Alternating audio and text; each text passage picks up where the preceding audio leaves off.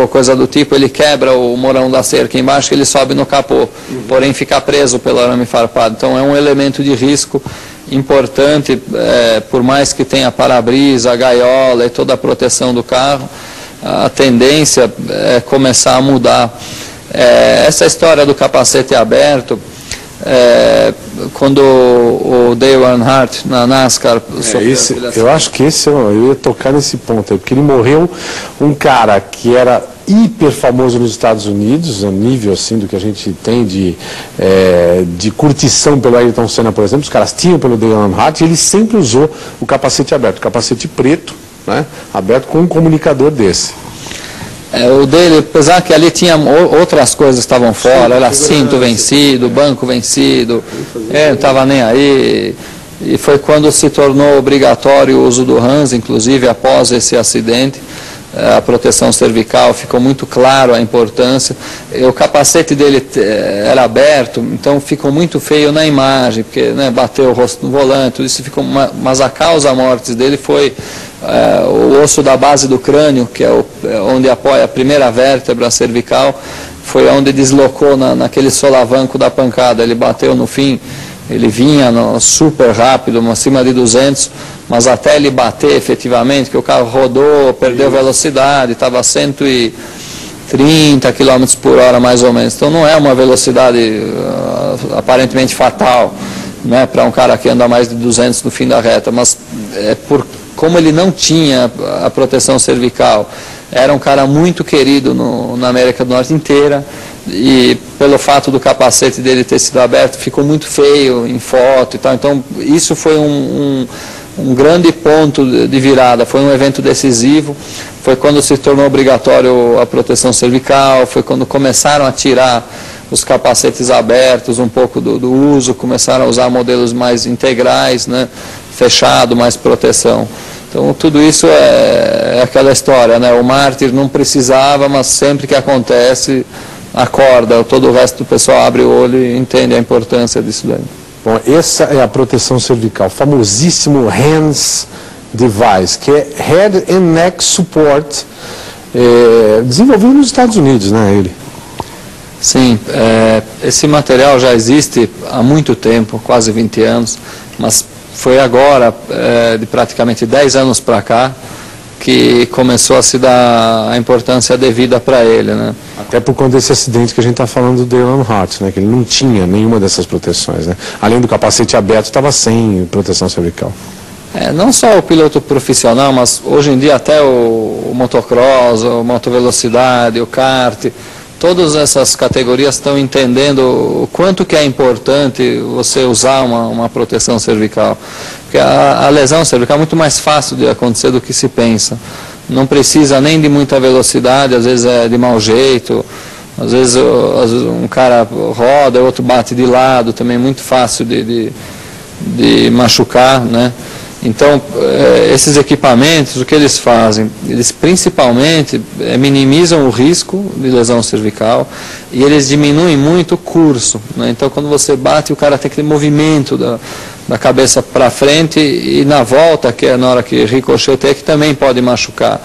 Então, eles têm, através dessa cinta, né, a principal fixação no capacete, né, através dessa cinta, onde limita, apesar que te dá mobilidade para girar a cabeça, mas ele limita muito o quanto que você se desloca na hora do impacto, né? Só para dar um exemplo do que aconteceu ainda em 94, aqui a gente tem um instalado, né, no capacete, só para dar um exemplo, o que aconteceu com o Rubens Barrichello, por exemplo, que em 94, a variante baixa lá em Lima, na sexta-feira ele bateu, graças a Deus nada de mais sério aconteceu com ele, mas o deslocamento dele no corpo, com o cinto de segurança amarradaço lá no Fórmula, ele quebrou o nariz, né, com o capacete. Pois na desaceleração estica tudo, né? O cinto estica. Também em capotagem teve muita história aí de rally, principalmente em Dakar, em Sertões, onde acontece às vezes do piloto numa capotagem ele bater a cabeça no teto do carro, que muitas vezes está a 40 ou 50 centímetros distante. Justamente porque o equipamento de segurança, a função dele é deformar inteiro. E nessa deformação que ele vai absorvendo e minimizando o impacto, e o piloto ele se mexe inteiro. Teve até uma história muito interessante, há poucos tempos, um piloto do Sul, ele ficou com uma marca por fora da pintura do capacete, do lado direito, e não entendeu como que numa capotagem correndo na terra que ele bateu esse lado, né? E aí depois, no meio da noite, ele acordou, não conseguia entender o que estava acontecendo, ficou com aquele acidente na cabeça, como que ele bateu, onde que ele bateu, e o capacete ele tinha do lado direito a tinta do carro, né? E aí ele foi na oficina, no meio da noite ele descobriu na coluna A, na coluna do lado esquerdo dele, ou seja, ele durante a capotagem ele saiu com a cabeça inteira fora do carro e bateu com o lado direito da cabeça por fora do carro do lado esquerdo, né? Então isso foi um caso recente no Brasil, onde ficou muito claro o quanto que deforma o banco, o cinto. Foi um piloto do Sul, eu já vou lembrar, foi o Davi Mufato, que hoje ele está na Stock Car. Ele tem muito claro essa história, contou para a gente num momento de emoção, falando justamente de segurança de capacete. Mas o Mufato é um cara que é o testemunho vivo de que precisa mesmo andar super equipado, e mesmo assim, se nesse momento da capotagem ele está fora do carro, só Deus sabe o que pode acontecer com o cara, né? Bom, essas proteções aqui a gente pode dizer até são as mais recentes que a gente tem, mas tem as mais antigas, recomendadas, inclusive por conta também, né, por causa de acidente. O mais pavoroso, talvez, e que todo mundo lembra, é o acidente do Niki Lauda pela Ferrari, correndo em Nürburgring em 1976. Ele queimou o rosto, ficou do jeito que todo mundo o conhece hoje.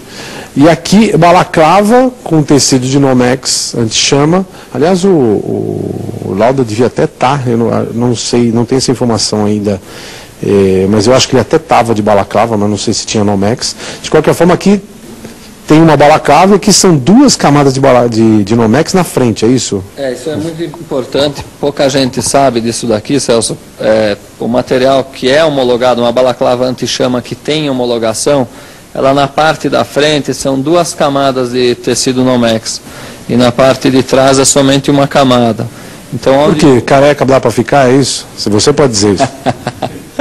Que brincadeirinha chata. Eu não ligo mais. Não ligo mais, é bom. Já fizeram, muita gente apanhou antes de eu poder fazer isso aqui, muita gente apanhou. Depois de todos esses acidentes que tiveram, onde principalmente a parte frontal... Ele voltou a falar sério,